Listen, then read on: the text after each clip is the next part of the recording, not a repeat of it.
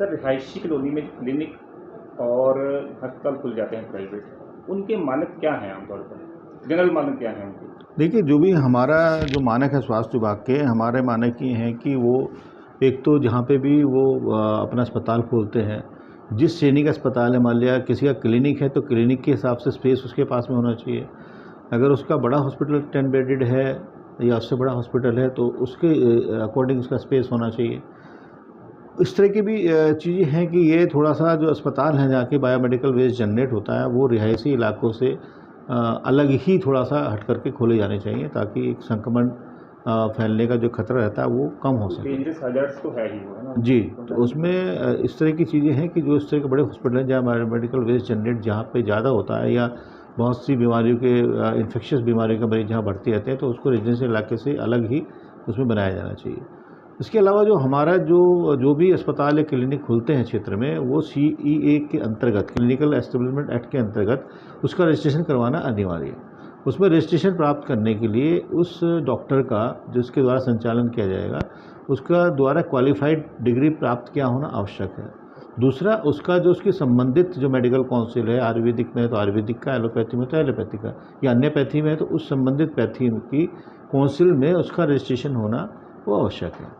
तो ये अगर दोनों चीज़ें कंडीशन पूरी करता है प्राथमिक रूप से, फिर उसके अलावा हमारे द्वारा ये भी देखा जाता है कि क्या फायर की NOC उसके द्वारा प्राप्त है, या उसके अलावा बायोमेडिकल वेस्ट का जो निस्तारण है उसके द्वारा किस तरीके से किया जा रहा है। तो ये चीज़ें भी हमारे द्वारा फिर बाद में निरीक्षण जब किया जाता है तो सब चीज़ें देखी जाती हैं। इसके अलावा ये भी देखा जाता है कि जिस फैसिलिटी में उसने आपको यहाँ रजिस्टर्ड कराया, क्या उससे संबंधित उसके यहाँ स्पेशलिस्ट या सुविधाएँ हैं या नहीं है। लेकिन प्राथमिक रूप से, क्योंकि हमारा CEA में इस तरह की प्रोविज़न नहीं है, जब वो प्रोविजनल रजिस्ट्रेशन अप्लाई करता है तो प्राथमिक रूप से हमें सभी को, अगर वो क्वालिफाइड है और उसका मेडिकल काउंसिल में रजिस्ट्रेशन है, तो उसको हमें रजिस्ट्रेशन देना होता है। उसके बाद 45 दिन के अंतर्गत हमारे द्वारा निरीक्षण उसमें किया जाता है, और कमियाँ पाई जाती हैं तो उसके फिर नियमानुसार कार्रवाई की जाती है। अच्छा, बाई चांस जैसे कभी अभी हम हाल फिलहाल केसेस नहीं आए, कोई कंटेमिनेशन होता है या कोई बीमारी फैलती है, तो फर्स्ट रिस्पॉन्सिबिलिटी किसकी मानी जाएगी फिर इसमें?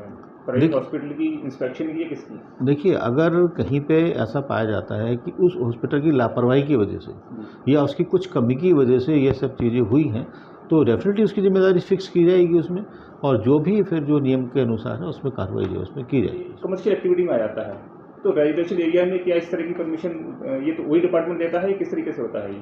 देखिए, इसमें जो है जो उसको जहाँ तक संचालन करने की रेजिडेंशियल उसमें है, इस तरह की क्लियर कट गाइडलाइन अभी CEA के अंतर्गत प्राप्त नहीं है। अच्छा जी। लेकिन फिर भी हमारे द्वारा इसमें देखा जाता है कि एक तो अभी जैसे हमारी जो अभी यहाँ पे जो जिला स्वास्थ्य समिति है, उसमें जो बैठक हुई थी इस संबंध में लेकर के, तो ये चीज़ें इसमें तय की गई है कि तो उसके पास भू स्वामित्व उसका होना चाहिए वहाँ पे, और उसमें जो है अगर हम फायर की NOC के हिसाब से अगर बात करें, तो जो फायर वाले मोस्टली देखते हैं कि भाई एक तो उसमें फायर फाइटिंग सिस्टम उसमें हो, और दूसरा वो अगर बाहर से उसको मदद की आवश्यकता पड़ती है फायर फाइटिंग के लिए, तो जो फायर व्हीकल है, फायर फाइटिंग व्हीकल, उसका पहुंचने का अप्रोच और उसका जो चारों तरफ उसकी जो वो उसमें जा सके सेटबैक, वो उसका उसमें होना चाहिए। हाँ, तो ये सब चीज़ें हैं।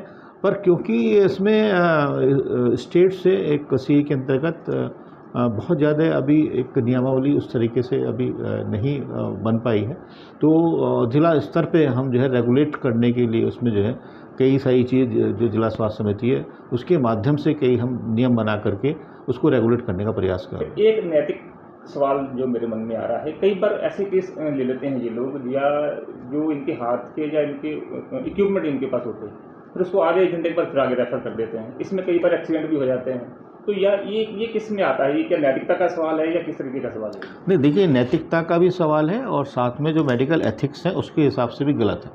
तो जो भी व्यक्ति आपके पास में आता है तो आप उसका 5 मिनट के अंतर्गत उसका असेसमेंट करिए कि वो मरीज़ किस तरह का है, क्या उसकी डायग्नोसिस है, और अगर उसको ठीक करने की, उसका इलाज करने की अगर स्पेशलिटी या सुविधाएं आपके पास में नहीं है, तो उसको वहाँ पे रख के उसका टाइम वेस्ट करना या उसकी जान जोखिम में डालना ये अपराध है।